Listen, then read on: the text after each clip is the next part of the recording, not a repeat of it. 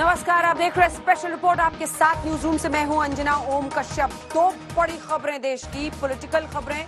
पहली खबर, बिहार में बीजेपी और जेडीयू गठबंधन कितने दिनों का मेहमान है। दूसरी खबर ये कि यूपी की ठोको पुलिस के हाथ बंध गए या सत्ता के रसूख ने बांध दिए।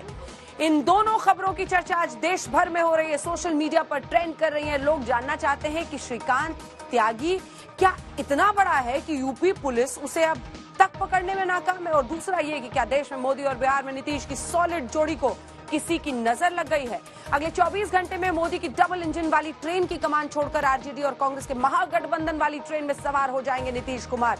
2024 से पहले बिहार में एनडीए में फूट क्या नीतीश के लिए नफे और मोदी के लिए नुकसान का सौदा है। डिटेल रिपोर्ट आपको दिखाते हैं बिहार में आगे क्या होने वाला है।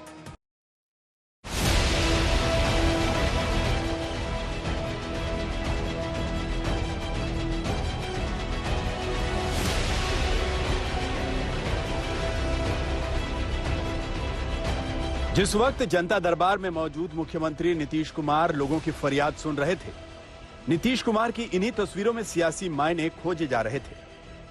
सीरियस दिखने वाले नीतीश कुमार की बॉडी लैंग्वेज को पढ़ने की कोशिश की जा रही थी, क्योंकि ठीक इसी वक्त पटना से लेकर दिल्ली तक एनडीए गठबंधन में फूट और आरजेडी के साथ गठबंधन के नए समीकरण की सियासी भविष्यवाणी का दौर शुरू हो चुका था।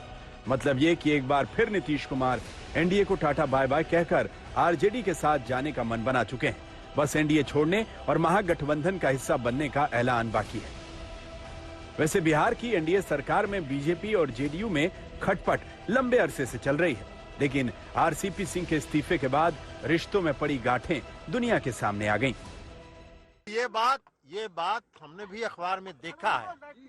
उन्होंने ये कहा है और जो बात मैंने कही है वो प्रमाणित हो गया, इसलिए कि मैंने कहा कि अपनी मर्जी से बने। उन्होंने खुद से कहा है कि अमित शाह जी से उनकी बातचीत हुई, अमित शाह जी ने उनको कहा कि आप ही के नाम पर सहमति है। अरे भाई, भारतीय जनता पार्टी तय करेगा कि जदयू का कौन मंत्री होगा। तो अगर जदयू का मंत्री भारतीय जनता पार्टी तय कर रहा था तो ये तो मालूम है ना कि आप क्या कर रहे थे। नीतीश कुमार की नाराजगी की जो अटकलें लगाई जा रही थी, जेडीयू अध्यक्ष ललन सिंह ने उसे खुल्लम खुल्ला बयान कर दिया। ललन सिंह के बयान में नीतीश कुमार के पाला बदलने के संकेत छिपे हुए हैं। जेडीयू अपने मुद्दों को तय करेगी, मंत्री कौन होगा जेडीयू तय करेगी। चिराग मॉडल वाला प्लान नहीं चलेगा, बड़ी साजिश का खुलासा करेंगे। दोनों पार्टियों में मतभेद और मनभेद के अंदर की कहानी सामने आ गई। जेडीयू के रुख से साफ है कि अगले 24 घंटे में नीतीश कुमार तुरुप का इक्का चलते हुए अपना सियासी पत्ता चल देंगे। दरअसल कल यानी मंगलवार को नीतीश कुमार ने विधायकों की अहम बैठक बुलाई है। बैठक में नीतीश कुमार पार्टी विधायकों से आरसीपी सिंह समेत गठबंधन पर चर्चा करेंगे। विधायकों के फीडबैक के बाद नीतीश कुमार बड़ा ऐलान कर सकते हैं। बड़ी बात यह भी है कि विपक्षी पार्टियों ने भी कल ही यानी मंगलवार को अहम बैठक बुलाई है। ये संयोग है या नीतीश कुमार का कैलकुलेटिव प्रयोग है? नहीं, अभी सरकार की सेहत की बात कहाँ है। अभी तो सरकार चल रही है और हमने कहा कि जदयू में कुछ बातें हुई हैं, उस पर विमर्श और विश्लेषण के लिए बैठक बुलाई गई है। अब उसमें क्या क्या बातें आती हैं, उसके क्या क्या राजनीतिक मायने निकलते हैं, उसके बाद दल के सारे वरीय लोग बैठ के फैसला लेंगे। तो क्या उसके बाद एनडीए पर भी चर्चा हो सकती है इस बैठक में? चर्चा कोई निर्धारित तो सिर्फ एक विषय है जो हम कह रहे हैं। नीतीश कुमार की बैठक के बाद पाला बदलने की चर्चा के पीछे दो बड़ी वजह हैं। खबर है कि नीतीश कुमार ने कांग्रेस की सीनियर लीडरशिप से संपर्क साधा है। 11 अगस्त को सोनिया गांधी के साथ नीतीश कुमार की मुलाकात हो सकती है। बिहार कांग्रेस प्रभारी भक्त चरण दास भी पटना दौरे पर जा रहे हैं। खबरों के मुताबिक उठापटक की वजह है बीजेपी से नीतीश कुमार की नाराजगी। कांग्रेस से 60 गांठ की खबरों से पहले नीतीश कुमार की 4 तस्वीरें एनडीए गठबंधन में सियासी रार की गवाही दे चुकी हैं। पहली तस्वीर जब जाति जनगणना के मुद्दे पर पटना से लेकर दिल्ली तक नीतीश कुमार और तेजस्वी यादव एक पेज पर दिखे। पार्टियां अलग, लेकिन दोनों की केमिस्ट्री को लेकर आरजेडी की तरफ नीतीश कुमार के झुकाव के कयास लगने लगे थे। दूसरी तस्वीर जब नीतीश कुमार पैदल चलकर राबड़ी देवी के घर आयोजित इफ्तार पार्टी में पहुंचे थे। इफ्तार आरजेडी का था, लेकिन पहुंचे नीतीश कुमार थे। और तीसरी तस्वीर जब हज भवन में जेडीयू की इफ्तार पार्टी में तेजस्वी यादव पहुंचे। चौथी तस्वीर जब हाल के दिनों में लालू यादव को देखने नीतीश कुमार पहुंचे थे। मतलब बात पुरानी है, बहाना सिर्फ आरसीपी सिंह है। ऐलान से पहले कांग्रेस और लेफ्ट पार्टियां पहले से ही नीतीश कुमार के लिए पलक पावड़े बिछाए बैठी हैं। देखिए, मुझे भी तो ये रिपोर्ट अखबारों के जरिए ही मिल रही है और मीडिया के जरिए ही सुन रहे हैं, अटकलबाजी चल रही है। तो ऐसी कोई संभावना बनती है कि नहीं बनती है, तो मुझे लगता है कि नीतीश कुमार जी निश्चित रूप से समाजवादी धारा की उपज है और सेक्युलर सरोकारों से उनकी प्रतिबद्धता है। ऐसा हो सकता है। आग लगी है तभी धुआं उठ रहा है, लेकिन जेडीयू हो या फिर बीजेपी, दोनों की तरफ से यही दावा किया जा रहा है कि गठबंधन में ऑल इज वेल है। सब आपका है, ये सब जो न्यूज है सोशल साइड से, और जो आप लोग का जो पत्रकार साथी हैं, ये लोग का ये आवाज है। मेरे को कहीं से नहीं लगता है सरकार पूरी तरह स्थिर है। 25 तक कहीं कोई एनडीए में फूट का सवाल पैदा नहीं होता है। और बैठक तो हो सकता है, पार्टी का इंटरनल मैटर भी देख रहे हैं, जेडीयू का अपना इंटरनल मैटर भी जो आरसीपी सिंह के लेके चल रहा है, ऐसा मामला हो सकता है। उस सब के कारण भी उसकी पार्टी की अपनी बैठक बुलाई हो आगे के रणनीति के लिए।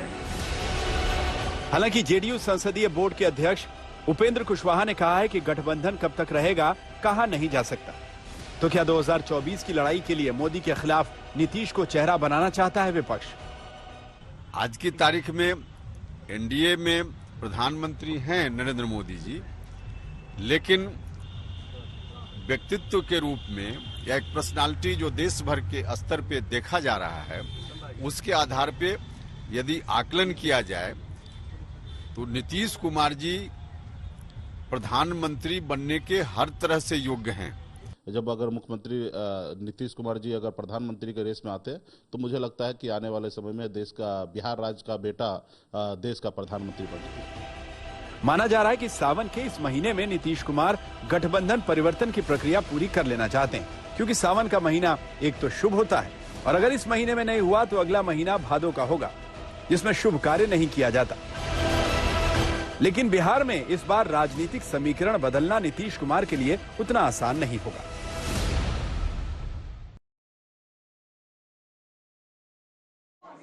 नीतीश कुमार के सियासी सफर को देखें तो कई बार यू टर्न लिया है, कई बार पलटी मारी। अगर नीतीश कुमार एनडीए से हटते हैं तो ऐसा पहली बार नहीं होगा। 2005 में नीतीश की अगुवाई में एनडीए को प्रचंड जीत मिली, लेकिन 2013 में नरेंद्र मोदी को प्रधानमंत्री उम्मीदवार बनाए जाने के खिलाफ नीतीश एनडीए से अलग हो गए। बीजेपी से 17 साल पुराना गठबंधन तोड़ दिया। साल 2015 में आई है, पुराने सहयोगी लालू यादव के साथ गठबंधन किया, विधानसभा चुनाव लड़े, लेकिन गठबंधन की गाड़ी 20 महीने ही चल पाई। आरजेडी से रिश्ता तोड़ने के बाद एक बार फिर एनडीए का हिस्सा बन गए। अब एक बार फिर ऐसी खबर है कि नीतीश एनडीए छोड़ सकते हैं।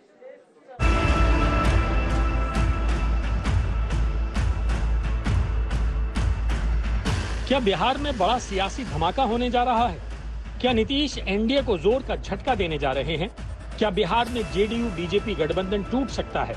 क्या मुख्यमंत्री नीतीश कुमार आरजेडी के साथ फिर सरकार बनाएंगे? क्या अगले 3 दिन में बिहार में सत्ता परिवर्तन होने जा रहा है? कहते हैं धुआं वहीं से उठता है जहां आग लगी होती है, और बिहार में जिस तरह से राजनीति का धुआं उठ रहा है, हर कोई यही चर्चा कर रहा है कि कहीं न कहीं जेडीयू और बीजेपी के गठबंधन के बीच बगावत की चिंगारी सुलगी हुई है। यह अलग बात है कि बीजेपी और जेडीयू दोनों के नेता इस चिंगारी पर कुछ नहीं बोल रहे हैं। कुछ चल ही नहीं रहा है, तो जब चल ही नहीं रहा है तो उन्होंने जो कुछ कहा आप समझ सकते हैं उसका अर्थ। खबरें ये भी आ गई हैं कि बीजेपी जेडीयू में मची हलचल के बीच बीजेपी हाईकमान ने अपने नेताओं को 3 दिन तक गठबंधन पर खामोश रहने के निर्देश दिए हैं। अभी सिर्फ इतना ही बोलने को कहा है कि बिहार में ऑल इज वेल है। हाँ, बिहार में क्या है, बिहार में तो हम ठीक ठाक दौड़ रहा है। तो क्या है, आप लोगों को कुछ लग रहा है क्या? हम फर्स्ट क्लास। अब आप लोगों को कुछ लग रहा होगा, इधर उधर घूम रहे होंगे, तो मैं नहीं कह सकता हूँ। हम लोगों को तो ऑल इज वेल है, और लंबे समय से हम लोग साथ चल रहे हैं, साथ हैं, और साथ रहेंगे।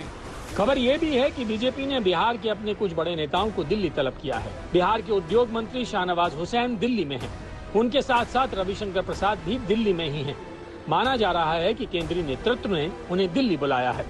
सूत्रों के मुताबिक बीजेपी के सभी टॉप लीडर से ये बोला गया है कि कोई भी नेता गठबंधन के इस मुद्दे पर बात नहीं करेगा। जबकि जेडीयू ने मंगलवार यानी 9 अगस्त को अपने सभी सांसदों, विधायकों और विधान पार्षदों की अहम बैठक बुलाई है। सर, आज जिस तरह से जेडीयू बैठक बुला रही है तो क्या लग रहा है कि सरकार चलेगी? हर दल अपना बैठक बुलाता है, इसमें किसी को रोक है क्या?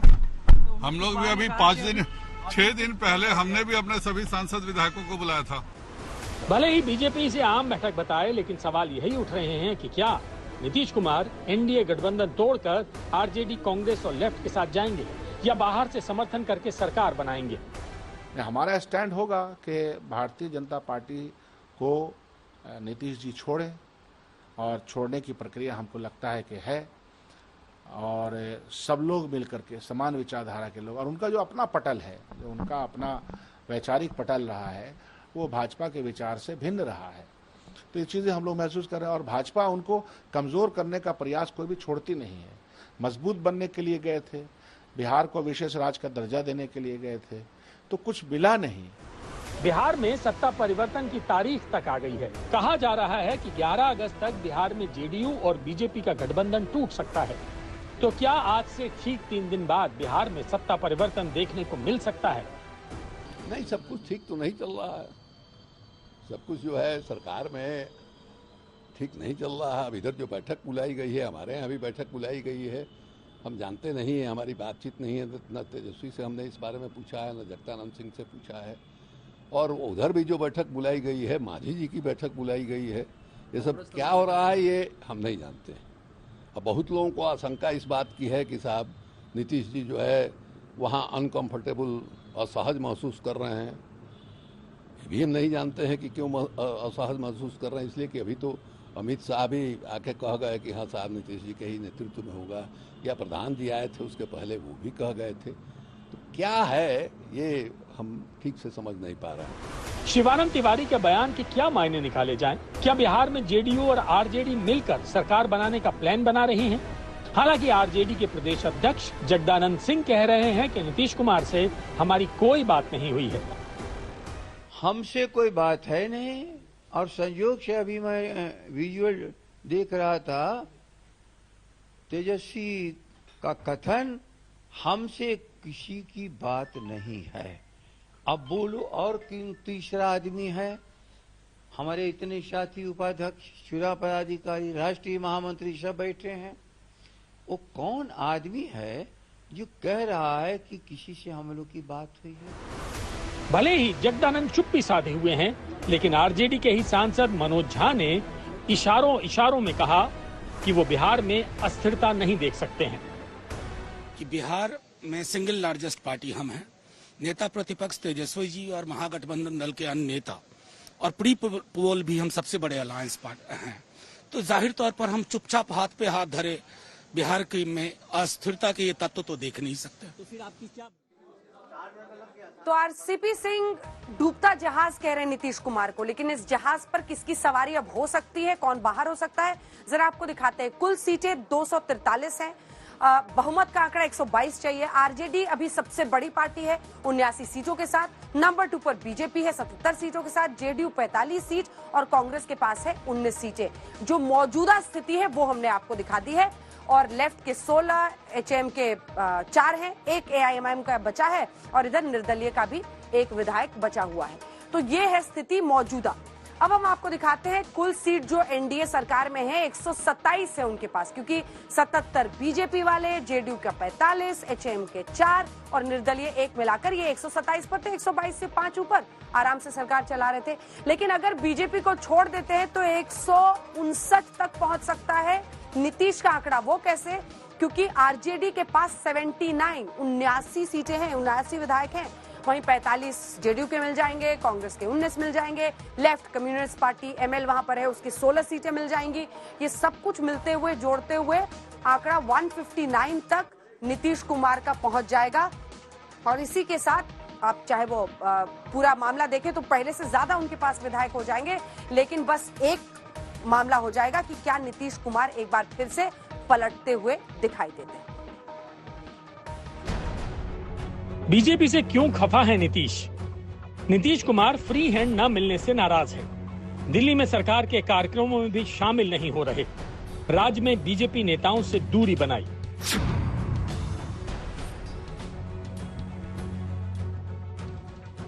क्या नीतीश कुमार और बीजेपी के गठबंधन में जो दरार आती दिखाई दे रही है, क्या उसकी वजह यही है? बीजेपी और जेडीयू के बवाल का चैप्टर कैसे शुरू होता है, आप भी सुनिए। तो बिल्कुल डूबता हुआ जहाज है। भारतीय जनता पार्टी तय करेगा कि जदयू का कौन मंत्री होगा। ये एक दो दिन में तय हो जाएगा कि डूबता जहाज नीतीश कुमार हैं या फिर एनडीए। चलिए अब आपको बताते हैं कि जेडीयू और बीजेपी के गठबंधन में टूटने की चर्चाएं क्यों और कैसे शुरू होती हैं। तो बिहार में सबसे बड़ा बवाल मचा है आरसीपी सिंह को लेकर। जेडीयू के पूर्व अध्यक्ष आरसीपी सिंह केंद्र सरकार में मंत्री थे। उन्हें जेडीयू में बीजेपी के आदमी के तौर पर देखा जा रहा था, क्योंकि नीतीश की मर्जी के बिना वो केंद्रीय मंत्रिमंडल में शामिल हो गए थे। लिहाजा पहले नीतीश कुमार ने उन्हें दोबारा राज्यसभा नहीं भेजा, जिससे उन्हें मंत्री की कुर्सी छोड़नी पड़ी, और अब वो पार्टी भी छोड़ चुके हैं। जेडीयू के राष्ट्रीय अध्यक्ष ललन सिंह कह रहे हैं कि बीजेपी तय नहीं करेगी कि मंत्री कौन बनेगा। नीतीश इस बात को लेकर बेहद नाराज है कि जिस तरीके से बीजेपी ने 2020 विधानसभा चुनाव में चिराग पासवान का इस्तेमाल जनता दल यूनाइटेड को हराने के लिए किया था, वैसा ही इस बार बीजेपी आरसीपी सिंह के जरिए जनता दल यूनाइटेड को डैमेज करने की कोशिश कर रही थी। अब ऐसे में बिहार की राजनीति के लिए अगले 72 घंटे बेहद महत्वपूर्ण हैं। अब हम आपको दिखाते हैं एलजेपी के चिराग पासवान का बयान। कल जेडीयू ने आरोप लगाया था कि पिछले चुनाव में बीजेपी ने चिराग पासवान के जरिए नीतीश कुमार को कमजोर किया था, और अब आरसीपी सिंह के जरिए चिराग मॉडल से जेडीयू को नुकसान पहुंचाने की फिर से साजिश हुई है। इस पर चिराग कहते हैं कि बिहार में बाढ़, सुखाड़ और जहरीली शराब से हो रही मौतों पर कोई चर्चा नहीं, बस नीतीश की कुर्सी बचाने की चर्चा होती है। वो कंस की तरह वध करते हैं, किसी के सगे नहीं। 2020 के विधानसभा के चुनाव में चिराग मॉडल और दूसरा चिराग मॉडल तैयार किया जा रहा था, लेकिन कभी अगर होगा आगे तब बताएंगे कि षड्यंत्र कहां हुआ और कैसे कैसे हुआ। जिस तरीके से मोहम्मद कंस ने जिस तरीके से एक के बाद एक माँ देवकी के तमाम पुत्रों का वध किया, क्यों वध किया? खुद को बचाने के लिए ना। उसी तरीके से मुख्यमंत्री जी का इतिहास देख लीजिए, जॉर्ज साहब से लेकर शरद यादव जी से लेकर प्रशांत किशोर जी से लेकर उपेंद्र कुशवाहा जी तक, अब आरसीपी सिंह जी तक, किसका नहीं ये वध कर रहे हैं? एक के बाद एक, एक के बाद एक, एक के बाद ये, सिर्फ अपनी कुर्सी बचाने के लिए गठबंधन तक का ये वध करते हैं। एनडीए छोड़कर महागठबंधन में क्यों गए? अपनी कुर्सी बचाने के लिए। महागठबंधन छोड़कर एनडीए में क्यों आए? अपनी कुर्सी बचाने के लिए। वापस महागठबंधन में क्यों जाएंगे? अपनी कुर्सी बचाने के लिए। लेकिन सच ये है कि बीजेपी और जेडीयू के बीच की खाई पिछले कई दिनों से दिख रही थी। रविवार को नीतीश कुमार नीति आयोग की बैठक में नहीं पहुंचे। नई राष्ट्रपति द्रौपदी मुर्मू के स्वागत में पीएम मोदी की तरफ से आयोजित डिनर में भी शामिल नहीं हुए। दोनों की वजह नीतीश कुमार ने कोरोना से पीड़ित होना बताया। उसी समय जब भारतीय जनता पार्टी के अध्यक्ष गए थे, गृह मंत्री जी गए, तो उनके नेचर से परिचित नहीं है। उनको पहले भी कोई छींक आ जाएगा तो 3-4 दिन सेपरेट हो जाते, ना किसी से मिलना, नहीं कहीं जाना, नहीं आना। तो पहले से प्रिकॉशन लेते हैं। इस बार तो कोरोना हो गया था, तो कोरोना जब हुआ उधर से फ्री हुए तो अपने काम में तो लगेंगे ही। और नीति आयोग में नहीं आए, ये कोई ऐसा मैटर नहीं कर रहा है। और इतिहास देखिएगा, पहले नीति आयोग की बैठक कब कब हुई तो आपको पता चलेगा पहले भी नहीं आए। कोई बात, गंभीर बात वगैरह रहती है तो अपने से आते हैं, लेकिन उधर काम नहीं हो बिहार में तब। वैसे हम आपको बता दें कि 2020 में जब जेडीयू और बीजेपी ने साथ मिलकर सरकार बनाई थी, तभी बिहार में सियासी उठापटक के बाद अब आपको सियासत में अपराध के कॉकटेल वाली संवेदनशील खबर दिखाते हैं। दरअसल सत्ता की हनक, सत्ता की हेकड़ी जब सिर चढ़कर बोलती है तो कानून किसी के जेब की बपौती बन जाती है। ठीक वैसे ही जैसे नोएडा में बीजेपी नेताओं के साथ तस्वीरों में नजर आया गालीबाज नेता श्रीकांत त्यागी समझ रहा है। अपने आका की सरपरस्ती के चलते अभी तक श्रीकांत त्यागी फरार है और उत्तर प्रदेश की ठोको पुलिस मानो घुटनों पर है। बात बात पर अपराधियों को ठोकने वाली पुलिस इस वक्त पूरी ताकत लगाने के बाद भी एक अदना सा श्रीकांत त्यागी को खोजने में नाकाम है। वाह रे वाह, नोएडा की स्वयंभू बहादुर पुलिस। मीडिया कैमरों के सामने ठोको पुलिस कुछ यूं अपराधियों की परेड कराती है। दावा यही किया जाता है कि जान हथेली पर लेकर बड़े खूंखार मोस्ट वांटेड को पकड़ा है। वीडियो में अपराधी लंगड़ाते हुए चलता है, लेकिन पुलिस का यही सिस्टम आज एक श्रीकांत त्यागी के आगे लड़खड़ा गया। योगी के लॉ एंड ऑर्डर को एक कायर ने ऐसी चुनौती दी कि नोएडा पुलिस की पूरी पोल और पट्टी खुल गई। अपराधियों के दिल में खौफ भरने के दावे मानो हवा हो गए और लखनऊ में एडीजी लॉ एंड ऑर्डर से लेकर नोएडा के पुलिस कमिश्नर तक एक स्क्रिप्ट का रटा रटाया जवाब पढ़ते लगते हैं। घटना को शासन ने तथा डीजीपी यूपी ने बहुत गंभीरता से लिया है और इस संबंध में मुख्य अभियुक्त की गिरफ्तारी के तत्काल निर्देश दिए गए हैं। सुना आपने, एडीजी लॉ एंड ऑर्डर साहब फरमा रहे हैं कि शासन ने पूरे मामले को गंभीरता से लिया है, लेकिन पुलिस प्रशासन कितना गंभीर और सजग है ये श्रीकांत त्यागी जैसे एक गालीबाज नेता की कायराना करतूत ने बता दिया। तेरे पति को जानता हूँ, बढ़िया समझी, अगर लगाना पेड़ तो इलाज कर देना कहीं पर। सोचिए, अगर ये वीडियो कैमरे में कैद नहीं हुआ होता तो शायद सियासी रसूख वाले इस गालीबाज नेता की तरफदारी और तीमारदारी करती हुई नोएडा पुलिस पीड़ित महिला को ही झूठा ठहरा देती, पीड़ित से सबूत मांगती और सच्चाई पर पर्दा डाल देती। जैसे बीजेपी नेताओं के साथ तस्वीरें आने के बाद श्रीकांत से अपने रिश्तों को बीजेपी हजम कर गई। लेकिन गनीमत रही कि सत्ता के करीबी श्रीकांत का सच दुनिया के सामने सबूतों के साथ आ गया। सोचिए, देश में नरेंद्र मोदी की सरकार है और प्रदेश में योगी आदित्यनाथ की सरकार है, लेकिन सत्ता प्रतिष्ठान के एक सांसद को आम जनता के लिए फोन पर यूं इंसाफ मांगना पड़ता है। अमनीश जी, डॉक्टर महेश बोल रहा हूं मैं। अमनीश जी, ये सोसाइटी में जो श्रीकांत त्यागी वाला केस हुआ है, कल ही हम लोगों ने किसी तरह जनता से बचाकर 48 घंटे का समय मांगा। आज उसके 15-20 लड़के फिर सोसाइटी में आते हैं। 1000 से लोगों की ज्यादा की भीड़ है। यहाँ के एसीपी यहाँ खड़े हैं, उनकी 15 लोग कैसे आ गए, हमें शर्मिंदगी महसूस हो रही है। पुलिस वाले तक की यहाँ व्यवस्था नहीं थी, ये स्थिति है। आप पूछिए उनके कमिश्नर से। मैंने जब लव कुमार को फोन किया, जब रणविजय को, तब यहाँ पुलिस आई है। मेरे जिलाध्यक्ष, हम यहाँ पर हैं, हमें शर्मिंदगी महसूस हो रही है ये कहते हुए कि हमारी सरकार है। पता करिए उनसे कि 15 लड़के कैसे इस सोसाइटी में है। अमनीश अवस्थी जी, देखिएगा, इससे बड़ी शर्म की बात नहीं हो सकती है। सवाल यह है कि नौबत ऐसी क्यों आ गई कि एक सांसद को योगी सरकार के सबसे कद्दावर अफसर को फोन पर यूं झाड़ लगानी पड़ी। सोचिए, जब एक सांसद का यह हाल है तो प्रदेश में आम जनता का क्या होगा। सांसद को क्रोध आया, हॉटलाइन पर बात हुई तो नोएडा की पुलिस की नींद टूटी। इस पूरी कार्रवाई की मैंने समीक्षा की है यहाँ बैठ के, और इसमें थानाध्यक्ष का जो है रोल में लापरवाही पाई है, उसके लिए थानाध्यक्ष को सस्पेंड किया गया है। अभी बाकी और जांच आगे चल रही है। नोएडा पुलिस की वर्किंग स्टाइल ने योगी मॉडल पर सवाल उठा दिए। अपराधियों की गर्मी उतारने का दावा करने वाली सरकार की जब किरकिरी हुई तो सुबह बुलडोजर से डैमेज कंट्रोल का काम शुरू हुआ। पुलिस के साथ साथ नोएडा अथॉरिटी के अफसर पहुंचे। ये जो छत थी, जो छत हम लगातार दिखा रहे थे, अवैध निर्माण वाली छत श्रीकांत त्यागी की, उसको बुलडोजर ने दहा दिया है। और बुलडोजर कहीं न कहीं अब उत्तर प्रदेश सरकार का एक सिंबल भी बन चुका है माफिया और गुंडों के खिलाफ। शायद यही वजह है कि अथॉरिटी ने बुलडोजर को यहाँ पर लाकर यहाँ पर भी श्रीकांत त्यागी और उसके गुर्गों को मैसेज देने की कोशिश की है, तो बुलडोजर ने पूरी तरह से ध्वस्त कर दिया है। पहले अवैध निर्माण पर कानून का हथौड़ा और फिर बुलडोजर। तो क्या बुलडोजर वाले एक्शन से नोएडा पुलिस की लापरवाही वाले दाग धुल जाएंगे? क्योंकि माफिया और गैंगस्टरों को डराने वाली पुलिस भी एक गालीबाज नेता के आगे पूरी तरह लाचार दिख रही है। यूपी पुलिस के दावे कितने खोखले हैं, इसकी पोल उत्तराखंड के डीजीपी ने खोल दी।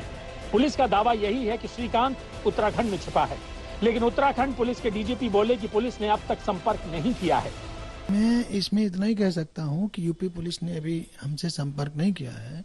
अगर हमसे यूपी पुलिस सहयोग मांगेगी किसी भी तरह का, तो वो सहयोग उनको दिया जाएगा। एसएसपी देहरादून और हरिद्वार को मैंने विशेषकर बोल दिया है कि जो भी यूपी पुलिस का सहयोग दिया जा सकता है, यथासंभव पूरा सहयोग प्रदान करेंगे। उत्तराखंड पुलिस का दावा बुलडोजर वाले एक्शन पर सवाल उठा रहा है। तो क्या सिर्फ पब्लिक सेंटिमेंट के चलते बुलडोजर चला? क्या सत्ता से जुड़ा हुआ कोई बड़ा नेता ही श्रीकांत शर्मा का गॉडफादर है जो उसे बचा रहा है? क्योंकि श्रीकांत तो श्रीकांत, उसके गुर्गों की अकड़ अब तक बरकरार है। गिरफ्तारी के बाद भी हेकड़ी जारी है। बहुत ज्यादा उनके भी बच्चे हैं, भविष्य में उनके भी बच्चे कहीं फंस सकते हैं। आज हम फंसे हैं, कल वो फंसेंगे। गुर्गे अंदर पहुंच गए, लेकिन इनका आका यानी श्रीकांत अब भी पुलिस के लिए पहेली बना हुआ है। आज तक श्रीकांत के घर पहुंचा, लेकिन वहां कोई बोलने को तैयार नहीं हुआ।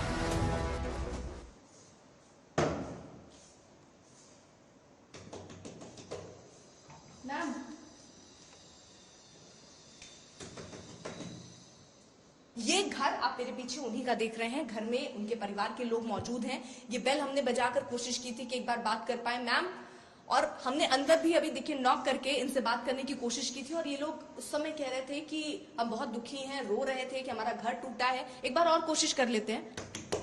मैम, मैम आपका पक्ष भी जानना जरूरी है मैम। आस पड़ोस में रहने वाले यही बता रहे हैं कि सत्ता और पुलिस के दम पर ही श्रीकांत का मन बढ़ गया था।